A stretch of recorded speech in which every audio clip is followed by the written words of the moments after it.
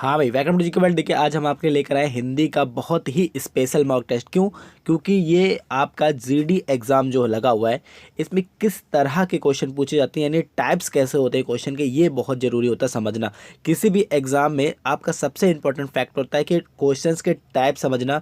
अगर आपका पहले से ही माइंड मेकअप होगा कि किस तरह के क्वेश्चन पूछे जाते हैं एग्ज़ाम में, तो आपका समय भी बचेगा और आपको इन क्वेश्चनों को सॉल्व करना भी बहुत ईजी हो जाएगा। ठीक है, तो आज का ये जो मॉक टेस्ट है टोटली एसएससी जीडी के पैटर्न पर है। ठीक है, क्वेश्चन को अच्छे से समझिएगा, आंसर करिएगा। वही बात है, 25 है नंबर क्वेश्चन और इसमें आपको 20 तो मोस्टली लेकर ही आना। वैसे मेरे हिसाब से तो 25 टू 25 ही लाना चाहिए, लेकिन फिर भी मैं बोल रहा हूँ कि 25 में आपको 20 नंबर तो लेकर आने ही चाहिए अगर आप एसएससी जीडी को क्रॉस करना चाहते हैं। ठीक है, तो स्टार्ट करते हैं आज का मॉक टेस्ट। बहुत आराम से क्वेश्चन को समझिए, मैं समझाता जाऊँगा, सब कुछ करता जाऊँगा, लेकिन आपको पैटर्न समझ लेना है आज कि किस तरह के एसएससी जीडी में क्वेश्चन पूछे जाते हैं और इनका पैटर्न क्या होता है हिंदी में। ठीक है, तो फर्स्ट क्वेश्चन क्या है कि निम्नलिखित में उसका चयन करें जो शेष तीनों से भिन्न है। तो आपको एक चीज़ देख के समझ लीजिए इस क्वेश्चन में क्या कह रहा है कि क्या बोल रहा है, निम्नलिखित में उसका चयन करें जो शेष तीनों से भिन्न है, यानी तीन ऐसे इसमें हैं जो एक दूसरे से कहीं ना कहीं से क्या है,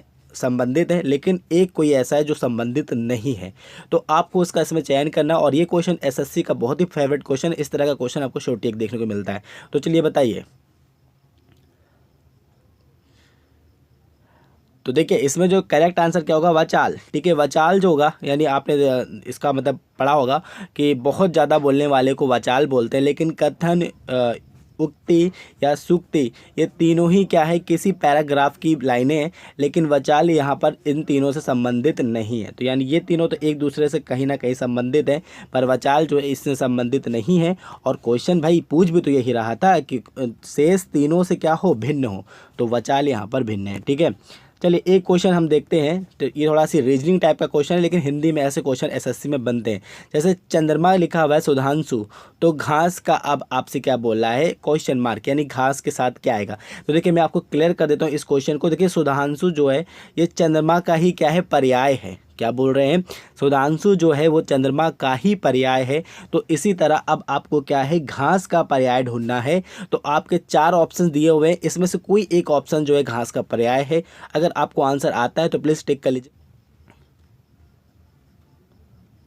चलिए बताइए कौन सा क्वेश्चन आपको लग रहा है कि ये ठीक हो सकता है। तो ये क्या होगा, कुश। ठीक है, कुश जो है घास का पर्याय है। ठीक है, चलिए नेक्स्ट क्वेश्चन क्या आपका है कि निम्नलिखित में उसका चयन करें जो शेष से भिन्न है। ठीक है, आप देखिए यहाँ पर क्या है कि कोई एक ऐसा है जो तीनों से भिन्न है, तो वही चयन वाला क्वेश्चन आ गया। और इसी तरह से एसएससी में एग्जाम में जो है क्वेश्चन आपको देखने को मिलेंगे। तो पैटर्न अगर आप समझ गए तो इनको सॉल्व करना भी आपके लिए ईजी हो जाएगा। चलिए बताइए, ये थोड़ा सा आपके लिए टफ क्वेश्चन हो सकता है। हाँ, अगर आपको जीके वर्ल्ड के अगर आप रहे हैं पहले से स्टूडेंट, तो आपको लिए ये हिंदी का ये क्वेश्चन बहुत ही इजी है, लेकिन अगर आपने इससे पहले नहीं पढ़ा है तो फिर आपके लिए थोड़ा सी टफ हो सकता है। तो बताइए इसमें से कौन सा क्वेश्चन जो आपको तीन से भिन्न लग रहा है। तो देखिए जयशंकर प्रसाद का ये जो है ऑप्शन ये गलत है, क्योंकि निंदा रस जो है ये इनके द्वारा इनकी ये कृति नहीं है, क्योंकि ये हरिशंकर प्रसाद जी की कृति है।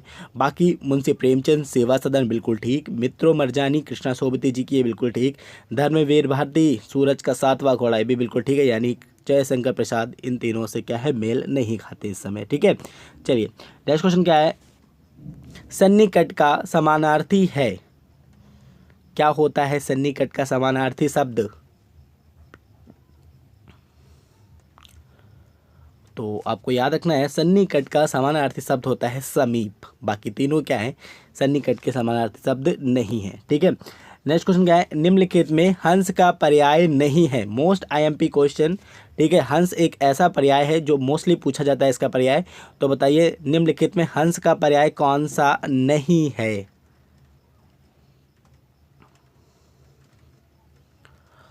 तो याद रखिएगा सारंग जो है ये हंस का पर्याय नहीं होता है, क्योंकि सारंग जो होता है ये हिरण का पर्याय होता है, हंस का पर्याय नहीं होता है। ठीक है, नेक्स्ट क्वेश्चन क्या है, निम्नलिखित में छंद का सही समानार्थी होगा। चलिए बताइए। बस ऐसे ही क्वेश्चन एसएससी जीडी में पूछे जाते हैं, ठीक है। बहुत ज़्यादा आपको क्वेश्चन बहुत ज़्यादा टफ देखने को नहीं मिलेगा, लेकिन हाँ अगर आपने थोड़ा बहुत हिंदी आपने पढ़ी है ठीक ठाक तो आप हिंदी के क्वेश्चन आराम से कर लोगे। तो क्या बोल रहे हैं, निम्नलिखित में छंद का सही समानार्थी शब्द क्या होगा? तो यार कि छंद को पद भी बोलते हैं, तो इसका फोर्थ ऑप्शन बिल्कुल ठीक है, ठीक है। नेक्स्ट क्वेश्चन क्या है, देखिए ये काफ़ी अच्छा क्वेश्चन है। क्या बोल रहे हैं, उसका चयन करें जो सबसे उपयुक्त हो। देखिए आपको नीचे जो है डार्क में दिख रहा है अग्रलेख, तो इसका सही मीन्स देखिए इन चारों ऑप्शंस में कोई है तो उसका चयन करिए, आप पढ़ लीजिए चारों ऑप्शन को ठीक से और बताइए इसका करेक्ट आंसर क्या होगा। याद रखिएगा अग्रलेख माने क्या है, समाचार का मुख्य पृष्ठ, ठीक है। नेक्स्ट क्वेश्चन क्या आपका कि जिसका अनुभव किया गया हो के लिए सही वाक्य होगा। तो क्या होगा इसका, देखिए करेक्ट है इसका अनुभूत, जिसका अनुभव किया गया हो उसे बोलते हैं अनुभूत, ठीक है। चलिए नेक्स्ट क्वेश्चन क्या आपका, कुलीन शब्द का अर्थ होगा।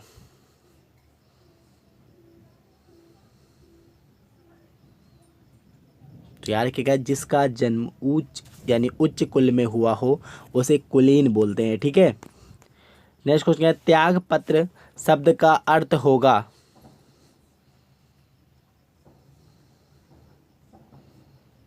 तो याद रखिएगा उपयुक्त सभी, ठीक है, त्याग पत्र का सही अर्थ होंगे, यानी इनमें से तीनों अर्थ हो सकते हैं, ठीक है। नेक्स्ट क्वेश्चन, निम्नलिखित में उसका चयन करें जो अन्य से भिन्न है।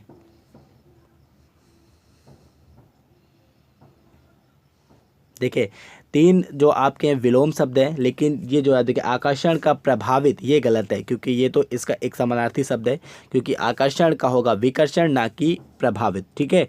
नेक्स्ट क्वेश्चन क्या आपका, निम्नलिखित में देखिए क्या है 12 से लेकर 14 तक प्रश्नों का चयन करें जो उनके पर्याय नहीं है। इस तरह से क्वेश्चन बनते हैं आपके, ठीक है। तो ये बहुत ही अच्छा क्वेश्चन है और देखिए 12 से 14 तक आपको कुछ प्रश्न दिए जा रहे हैं जिसमें से आपको क्या करना है, उनके पर्याय जो है नहीं है वो देखने हैं, ठीक है। तो देखिए असुर का पर्याय यहाँ पर दिया जा रहा है, नीचे 3 है, इसमें से कोई एक ऐसा पर्याय है जो असुर का पर्याय नहीं है, तो आपको बताना है, बताइए कौन सा है वो। तो याद रखिएगा निस्तार, निस्तार जो है ये असुर का पर्याय नहीं है, ठीक है, क्योंकि इसका छुटकारा होता है, अलगाव होता है निस्तार माने, लेकिन आपका असुर का ये पर्याय नहीं होता, ठीक है। आँख का पर्याय आपको बताना है। चलिए बताइए, ये भी काफ़ी अच्छा क्वेश्चन है। क्या बोले आँख का पर्याय है, इसमें कौन सा है जो नहीं है। तो याद रखिएगा अंश जो है ये आँख का पर्याय नहीं है, क्योंकि अंश का होता है अंग, ठीक है, लेकिन ये आँख का पर्याय नहीं होता, ठीक है। नेक्स्ट क्या है कि इंद्र का पर्याय बताना है जो इनमें से नहीं है। तो क्या है, प्रचंड, प्रचंड इंद्र का पर्याय नहीं है। हाँ नेक्स्ट क्वेश्चन क्या है कि 15 से 16 तक जो है उसका चयन करें जो शेष से भिन्न है, ठीक है। तो यानी 15 और 16 में दो ऐसे क्वेश्चन दिए गए हैं जिसमें से कोई एक भिन्न है, वो आपको चयन करना है, ठीक है। तो 15वें क्वेश्चन में क्या है, कर्मधारय समास को आपको पहचानना है। तो इसमें से कोई एक ऐसा समास है जो कर्मधारय समास का नहीं है, तो चलिए बताइए वो कौन सा है। तो कौन सा है, नदी और नाले, ठीक है। नदी नाले कर्मधारय समास नहीं, क्योंकि ये द्वंद्व समास है, ठीक है।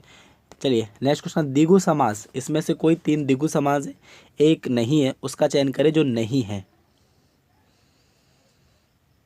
तो कौन नहीं है, बहुब्रीही, ठीक है। मृत्युंजय क्या है, बहुब्रीही समास है ना कि द्विगु समास है, ठीक है। नेक्स्ट क्वेश्चन क्या आपका कि सही वाक्य का चयन करें।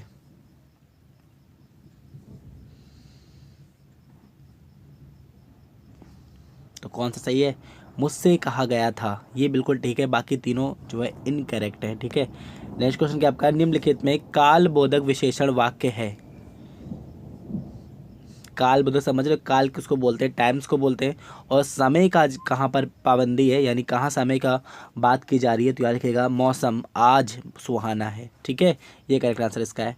नेक्स्ट क्वेश्चन, गलत विराम चिन्ह को चुनिए।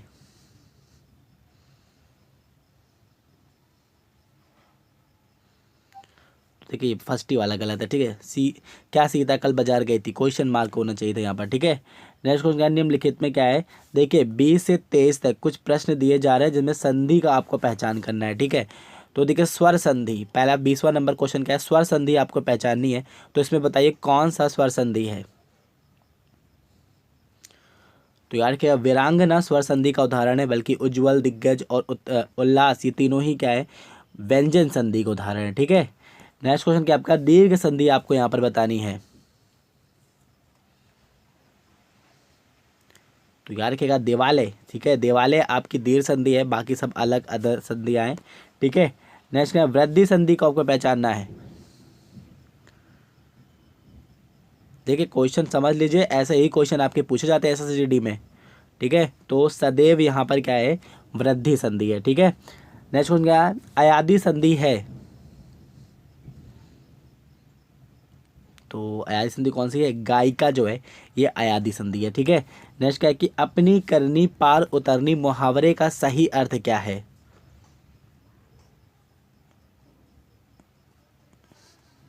तो देखिए जब सही अर्थ अगर आपसे पूछा जाए तो हो सकता है कि इसमें कुछ आपको सही लग रहे हो, लेकिन इसका सही अर्थ यही है कि हर व्यक्ति अपने कर्मों के अनुसार फल पाता है। ठीक है, चलिए नेक्स्ट और लास्ट क्वेश्चन क्या है कि 14 सितंबर को प्रत्येक वर्ष हिंदी दिवस मनाने का आशय क्या है।